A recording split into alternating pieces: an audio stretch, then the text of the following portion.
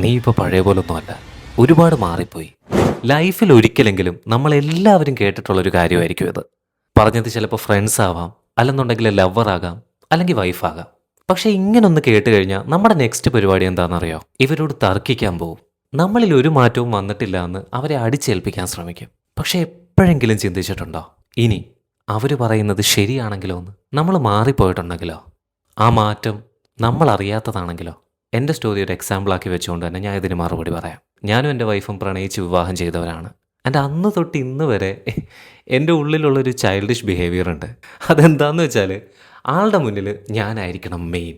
അവരുടെ ഗൂഗിളും അവരുടെ ജെമിനയും അവരുടെ ചാറ്റ് ജി പി ടിയും ഒക്കെ നമ്മൾ തന്നെ ആയിരിക്കണം.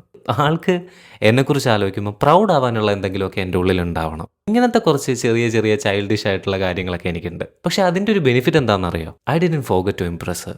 ആളെ ഇംപ്രസ് ചെയ്യാൻ, ആൾക്ക് വേണ്ടി സമയം മാറ്റി വെക്കാൻ, ആളെ കൺസിഡർ ചെയ്യാൻ ഒരിക്കലും ഞാൻ മറന്നുപോകില്ല. ആൻഡ് അറ്റ്ലീസ്റ്റ് ഇങ്ങനെ ഒരു എഫേർട്ട് ഈ പരാതി പറഞ്ഞ വ്യക്തിയോട് നിങ്ങൾക്കുണ്ടോ എന്ന് മാത്രം ചിന്തിച്ചാൽ മതി. ഇനി ഇല്ല എന്നാണ് ഉത്തരമെങ്കിൽ അയാൾ പറഞ്ഞത് ശരിയായിരുന്നു എന്ന് സമ്മതിച്ചു കൊടുക്കുന്നതായിരിക്കും നല്ലത്.